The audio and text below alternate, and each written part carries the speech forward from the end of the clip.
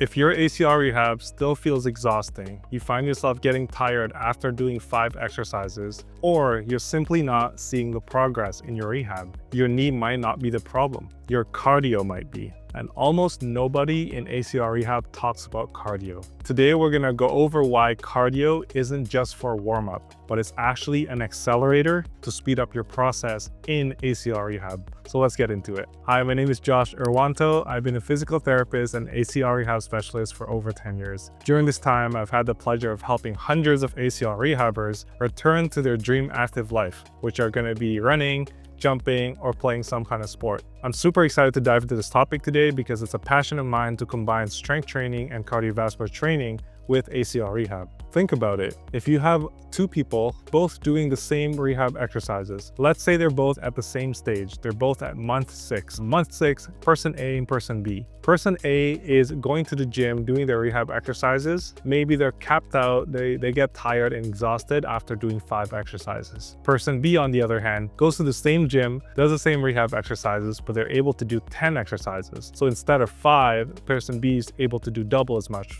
10. Which one of those people do you think is going to have a better chance of recovering faster, assuming all other factors are equal? Obviously, person B.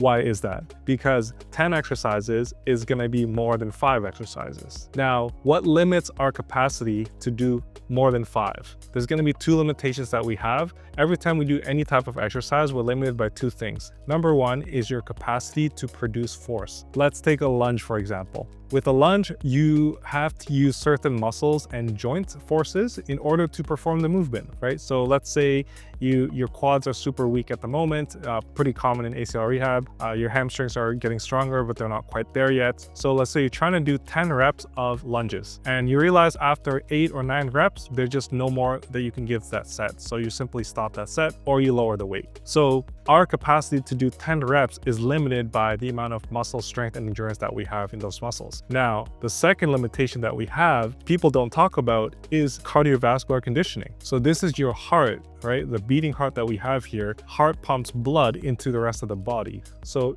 if the heart isn't strong enough to pump enough blood to your knee, aka your muscles of your quads, hamstrings, glutes, everything that you need in a lunge, you're also going to be tapped out at a certain point. So let's say you're doing a lunge for 10 reps. You get to 8 reps, you're thinking to yourself, I can't do any more, I'm exhausted. And the exhaustion is coming from the heart more than it is coming from the muscle. Now, you might have experienced this where you're going through an exercise and you're thinking to yourself, I actually feel strong enough to do more reps. For some reason, I'm limited by my cardiovascular conditioning. I'm limited by my heart. I'm limited by my fatigue, right? Fatigue comes in 2 forms. So we've got to ensure that not only our muscles are getting stronger, which I know everyone's focused on, but the secondary thing is just as important, if not more, because without proper blood flow from the heart to the muscles, our muscles are not going to be able to work. So we're going to zoom in a little bit more on the cardio piece today. The reason why this is so important is when you improve your cardiovascular conditioning,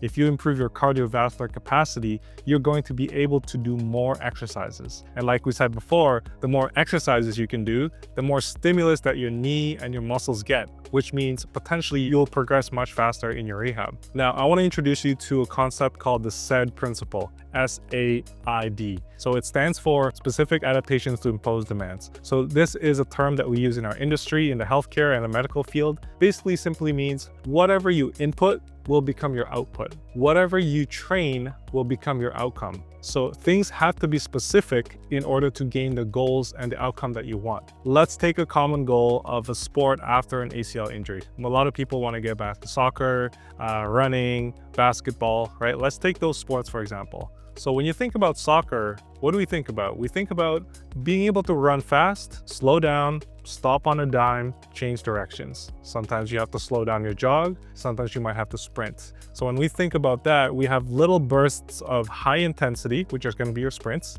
and we have also bursts of low intensity, which is going to be you slowing down and catching up on your breath as you go back on defense, right? We call that intervals. Interval is going to be bursts of high energy and lower energy. going back to high and low, alternating between the two, often different times of the game. Most team sports that you can think about lie within this interval training. Think about basketball, same thing. You're grabbing a rebound, you're pushing the pace, but then you also have to slow down and set up a play, right?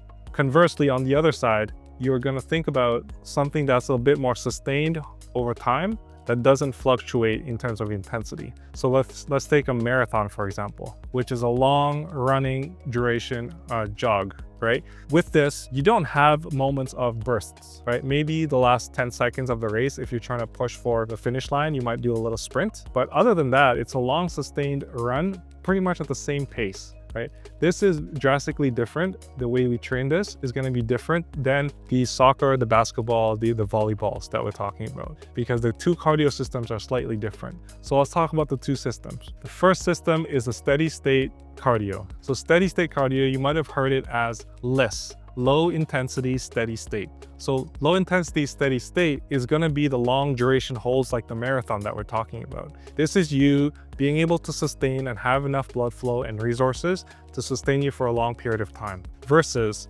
HIIT, you might have heard it as high intensity interval training. With HIIT principles, we're thinking about the bursts of high intensity alternating with the low intensity bouts. So we're gonna go up and down usually, right? Depending on the sport and the game, but generally it's not a sustained hold like the marathon. So with these two types of training, we need to understand what our end goals are first in ACL rehab. If your end goal is to be able to run for soccer, then likely you're gonna have to train the interval side of cardio as well. If your end goal is just to be able to run a 5K, 5 miles, a casual jog with your friends and family, then you might want to focus a little bit more on the steady state side of things. Now, how do we know that we're working high intensity versus low intensity? Luckily for us, there's a lot of technology nowadays that we can depend on. So a good one to have is a smartwatch, like an Apple Watch or a Fitbit. Sometimes they have sensors on rings, like an Aura ring. Again, I'm not affiliated by any of these products, but these are some common examples that we see in today's society. So these are common examples. Another way to track is also using sensors on a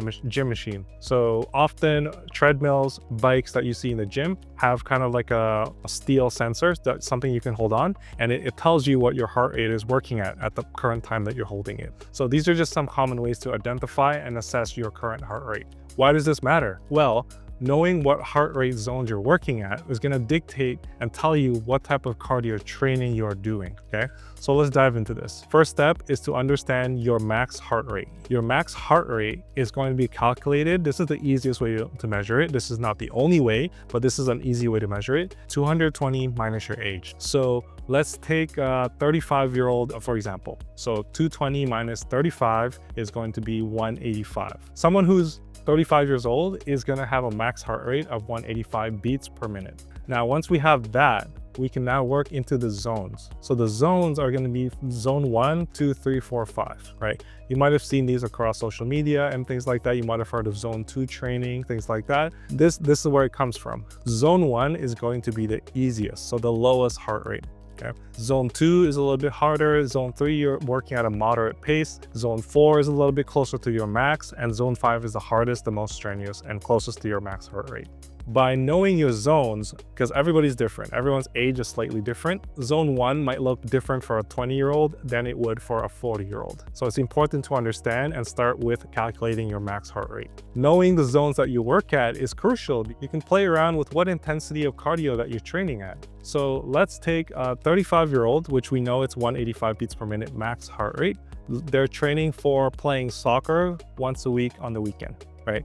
Very common goal. A lot of people want to do this. This 35-year-old's max heart rate is 185, and they're doing ACL rehab at 6 months post-op. So knowing that, and this person really wants to make sure they're optimizing their rehab sessions so that they can get back to soccer at 12 months, for example. So to do that, the way I would program this client if I was working with them is I would ensure, aside from strength training and all the power stuff and stability stuff that we often talk about, their cardio programming is going to mimic the demands of soccer. So take soccer, for example. It's a very dynamic sport. It's constantly changing speeds from high intensity to low intensity. So the type of cardio training that they would do in the gym is going to mimic a lot more of that than it would just a long duration treadmill run. right? Although that's important to have a base of a steady state of having an endurance base long term, it's also important to train this person to be able to handle the spikes of cardio conditioning. So the zone 4s, the zone 5s, and also be able to come back down to zone 2, zone 3 as they're recovering. So training in the gym, for example, they would work on cardio machines that would mimic high intensity interval training. You might have seen machines like the ski erg, which is going to be, those kind of cables at the top you grab and you kind of pull them down, right? This is you can change the intensity and the speed very easily. So this is a great hit exercise. Another one could be the rowing machine, right? They're very easy to manipulate and change the variables of that, as well as the interval bikes, where the bikes have arm handles on them. Now that allows you to also speed up your intensity so it can increase your heart rate very quickly, but also allows you to control and slow down your recovery process. So continuing on, by improving this 35-year-old's cardio capacity for soccer, it also allows them to do more rehab strength exercises in the gym. Remember that as we build a cardio base, our capacity, our ability to do more rehab and strength work also increases, which then allows more stimulus to the muscles to then grow, get stronger, basically all the things that we want to progress, right? Strength, power, stability, endurance. All those things are muscle-based. So by having a bigger foundation for cardio, it also allows this person to do more in the gym, to withstand more stimulus, more weight, more exercises, which then just helps accelerate the whole process. Not only we're getting cardiovascular conditioning, but we're also getting more strength work. It essentially expands the ceiling. So if you're listening to this and you're wondering, how the heck can I apply this into my own ACL rehab? My advice is 2 things. Number 1 is start with the end.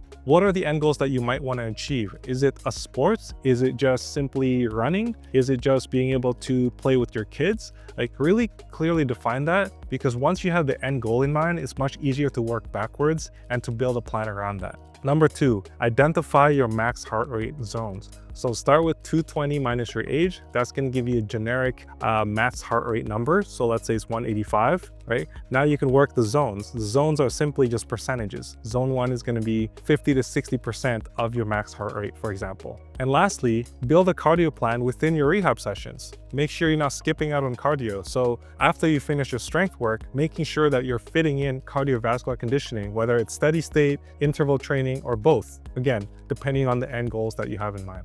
So hopefully that was helpful.